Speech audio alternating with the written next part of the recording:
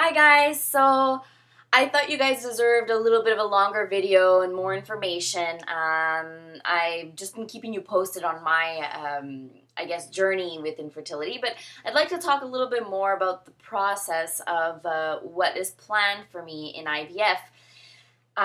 The doctors decided that they're going to be doing the short version of IVF, so I will not be taking the pill or a contraceptive pill for a couple of weeks before.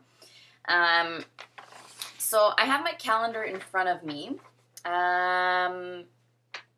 So assuming that I start my period on May 20th, they would like me to start Pergon, which is the medicine that stimulates my follicles, starting on day 21. Now, they're giving me only 100 units because I am really, really sensitive to this medicine, and I tend to create a lot of eggs.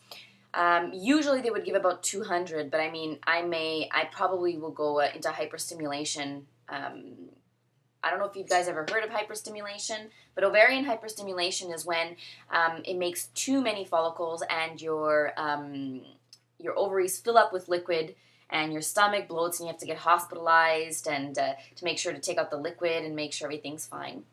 I'd like to introduce to you my dog, Lulu. This is Ludo. And the little one behind here is Lele. These are my two puppies. And they're my babies right now. They make my family now. I love you, poo-poos. What a good boy. They're very good puppies, so. Anyways, I'll go back. So they're giving me 100 units per day because they really feel that I will create too many eggs and I'll be hospitalized for that. So it's a lot lower than most people, especially for IVF. So I'll be taking 100.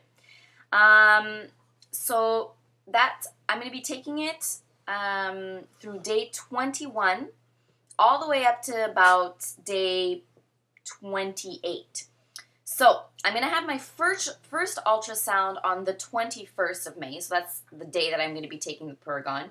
They're going to be double checking what my follicles are, if I have any cysts, etc.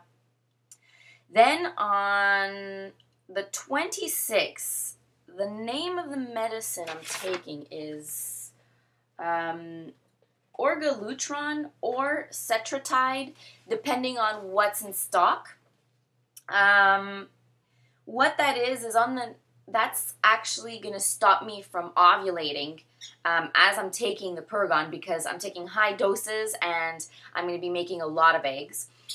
And there's always a chance that I may ovulate beforehand. So on the 27th, 28th, and 29th, I'm going to be taking the orgalutron 2 with the Pergon. So I'll have my second ultrasound on the 28th, which is 1 week later. They're just going to check to see if I'm ready to give myself the Overdrill shot or anything like that, to see if I'm actually ready to go get the, well, that's actually HCG in this time. Instead of giving me the Overdrill, which is the same, they're going to give me HCG. It's the same hormone, just a different brand of it.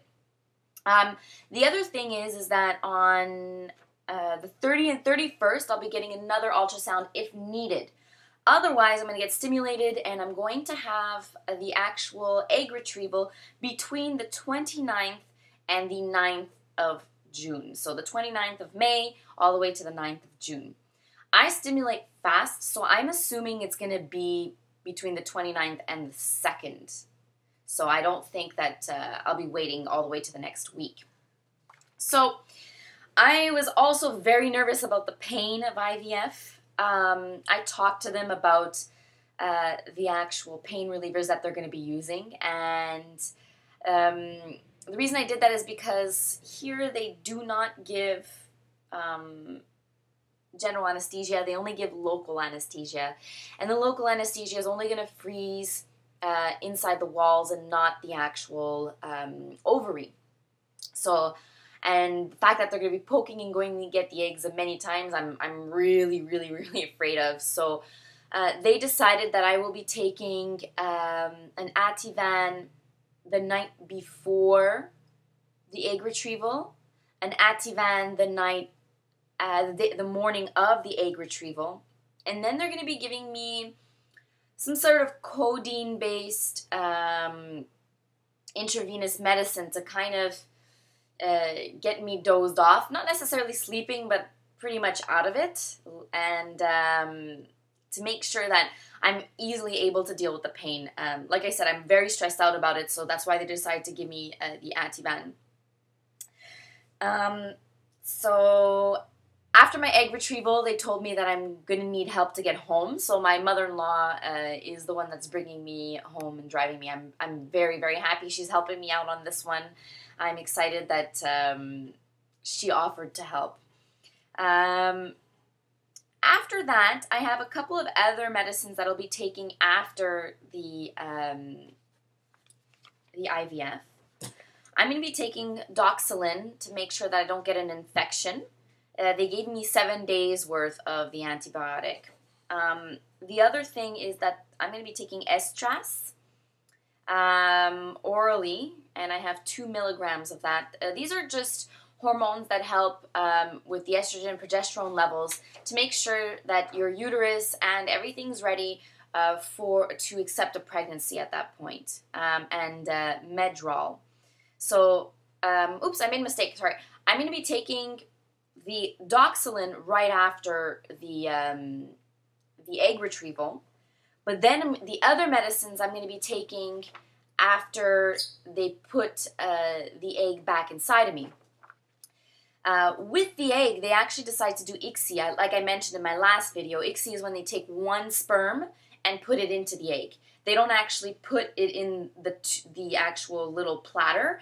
Usually they put in the platter, they put the egg, and they put about 100,000 sperm in there and let them fertilize the egg themselves. But because we have such a low sperm count, they really decided that putting one sperm inside the egg allows us to have more chances to fertilize as many eggs as possible, so we can choose the best blastos to put inside me. They're going to be waiting for 5 days, let the egg mature for 5 days, and really take the most healthy one before they put it inside my body. So after that, I'm going to be taking Estras, Medrol, and Prometrium, and in addition to that, also the Pregvit. So Prometrium is the progesterone suppositories. Medrol and Estras is some of its estrogen to help with the actual preparation of your body. And Pregvit is pretty much the vitamins. So any vitamin the vitamins that have folic acid 5. So I'm going to be taking 5, I think it's 5 milligrams, if I'm not mistaken, of folic acid instead of 1. Remember, guys, always take folic acid, even every single day, even if you're just trying. It really does lower chances of any couple of types of spinal disorders or deformities. So, anyways, I'd like you guys, if you have any questions, I'm very open to answer them. If you have any questions in regards to my treatment or the shorter treatment versus the longer treatment.